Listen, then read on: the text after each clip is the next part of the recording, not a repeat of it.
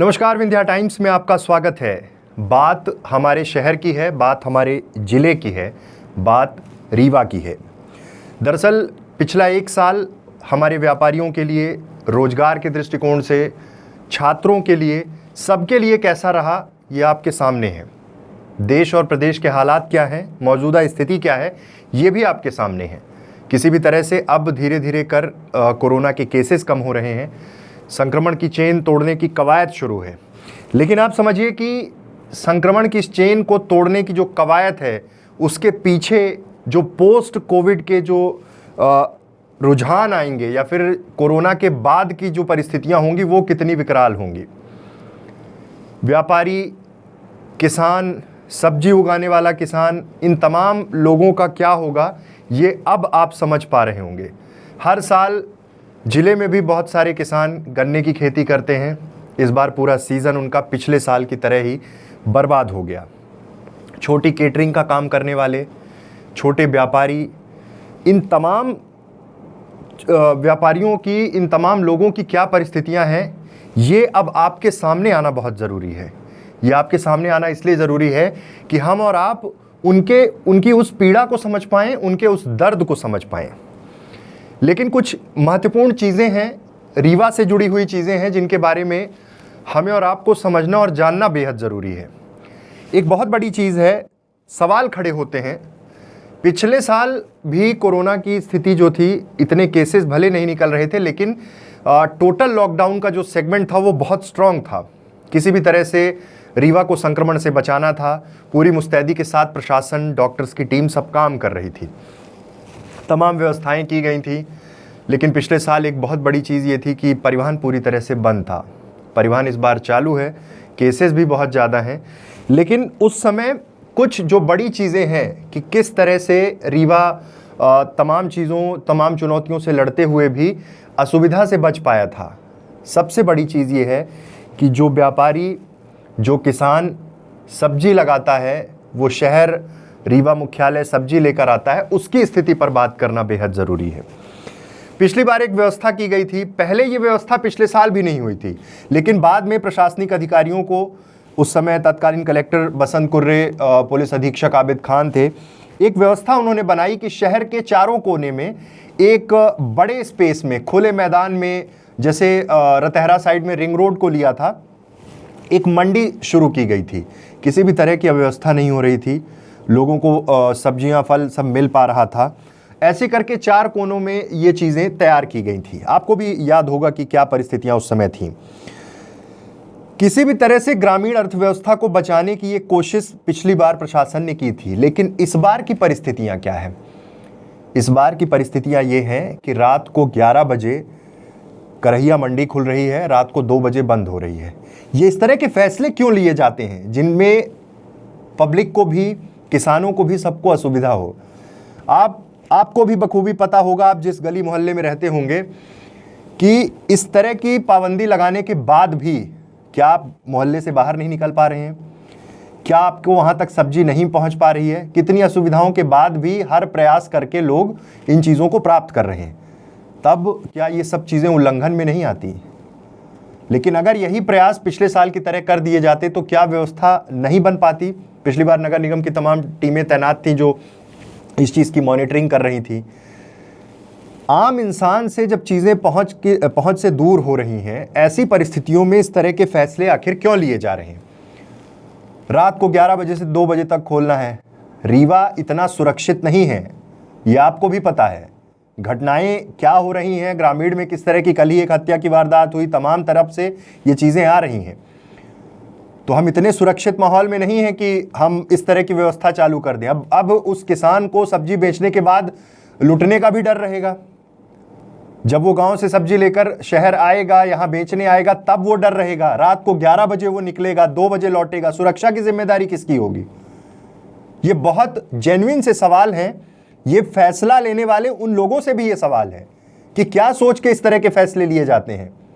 आखिर क्यों वो चीज़ नहीं समझी जाती? असुविधा बिल्कुल हो रही है, कैसे उनको हम सहूलियत दे पाएंगे, ये बड़ा सवाल है। प्रशासन को ये सोचना होगा कि एक किसान जो बहुत दूर से, मुख्यालय से कम 60 किलोमीटर 40 किलोमीटर दूर से जब वो अपनी सब्जी लेकर आएगा, उस रात में वो जब सब्जी लेकर आएगा, कैसे ये सब चीजें हो पाएंगी? आप भले इस व्यवस्था को 2 घंटे के लिए दुरुस्त करिए, हम ये नहीं कह रहे हैं कि पुलिस के जो जमीन पर तैनात पुलिसकर्मी हैं वो जिम्मेदारियां नहीं निभा रहे हैं। कितनी जिम्मेदारियां निभाएंगे, रात भर ड्यूटी करेंगे, लेकिन क्या वो किसान वहां से निकलने के बाद, यहां अपनी सब्जी बेचने के बाद लौटते समय सुरक्षित है? तरह तरह के आरोप लगे प्रशासन पर, सब्जियां छीनी जा रही, ये किया जा रहा, चालान की कार्रवाई हो रही है। ये हम इस तरीके से ग्रामीण अर्थव्यवस्था को मजबूत कर पाएंगे या बचा पाएंगे? क्योंकि अब मजबूत करने जैसा, किसी चीज को स्टेबल कर देना, किसी चीज को बढ़ाने जैसा कुछ नहीं है। अब पूरा संघर्ष जिंदगी और मौत के बीच में है, 2 वक्त की रोटी के लिए है।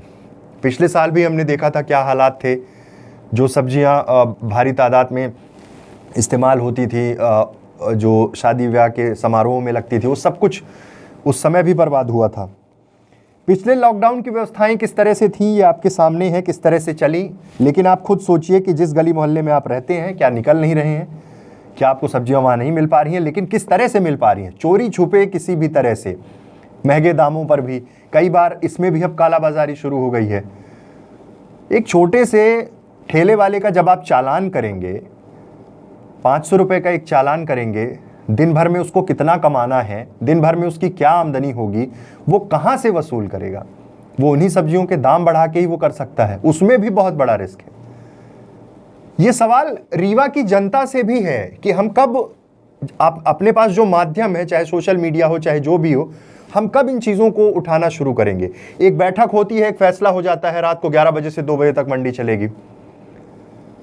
अगर सकारात्मक खबरें ही बस उनके पक्ष में होनी चाहिए, तो फिर हकीकत दिखाना सीधे सीधे उसको नेगेटिविटी से जोड़ दिया जाता है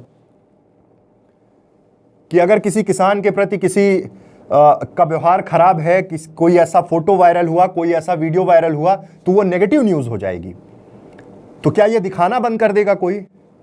ये बिल्कुल दिखाया जाएगा, क्योंकि जो सच है वो जनता के सामने आना चाहिए। सिर्फ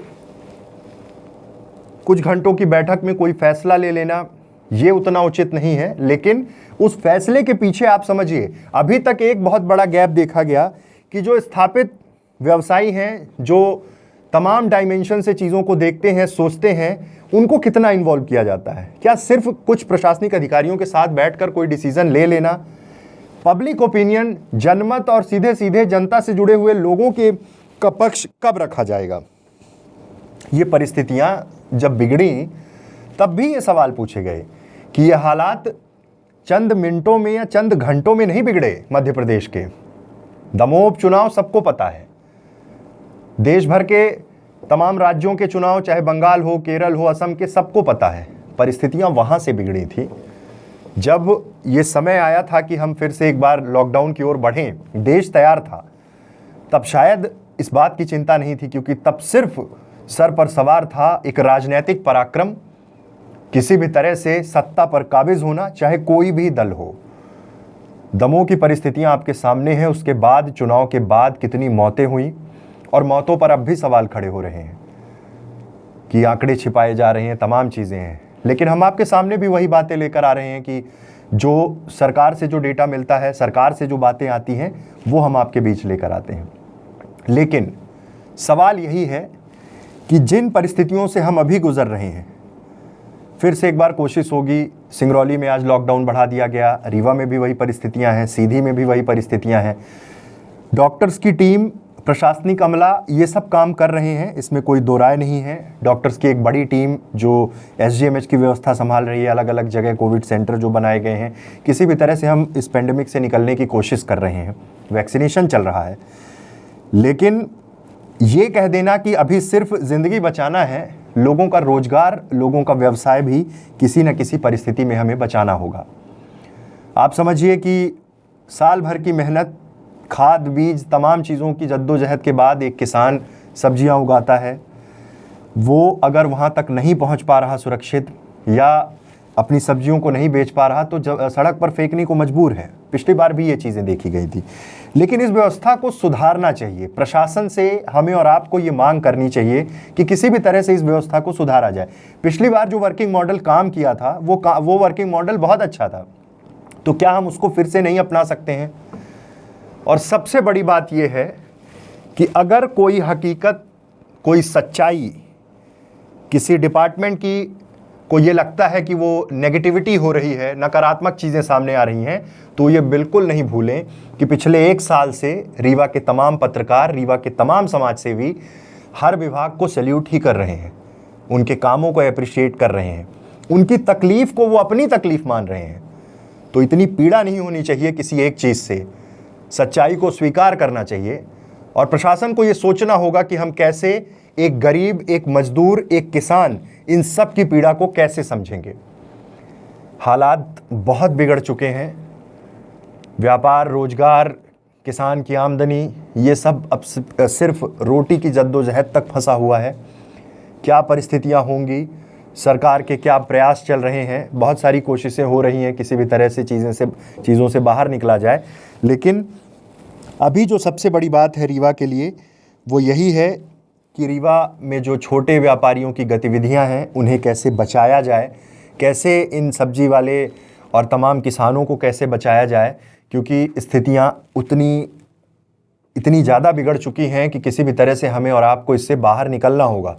लेकिन निकलने के साथ साथ इन्हें बचाने की कवायद भी करनी होगी। तमाम राजनीतिक दल के लोग हैं, विपक्ष का काम मीडिया कर रहा है, विपक्ष से बड़ी उम्मीदें होती हैं जनता को। जनता ही ये समझ रही होगी कि कितनी उम्मीदों पे वो खरा उतर रहे हैं, कितनी चीज़ों को लेकर एक विरोध दर्ज करा रहे हैं, अगर कोई फैसला गलत हो रहा तो उस पर क्या कर रहे हैं, ये सब कुछ जनता समझती है और जनता हिसाब करने के लिए हमेशा तत्पर रहती है। लेकिन हकीकत ये है कि जो सच्चाई होगी, चाहे वो कोई वीडियो हो चाहे फ़ोटो हो, वो जनता के सामने तो ज़रूर आएगा, उसे रोका नहीं जा सकता है। और सकारात्मक पिछले 1 साल उठा के देख लीजिए, स्थानीय स्तर पर जो पत्रकार काम कर रहे हैं, जो तमाम परिस्थितियों चुनौतियों के बीच काम कर रहे हैं, वो किस तरह की चीज़ें लेकर आ रहे हैं। शहर सुरक्षित रहे, शहर की चीज़ें लोगों तक पहुंच सके, उसके लिए काम कर रहे हैं।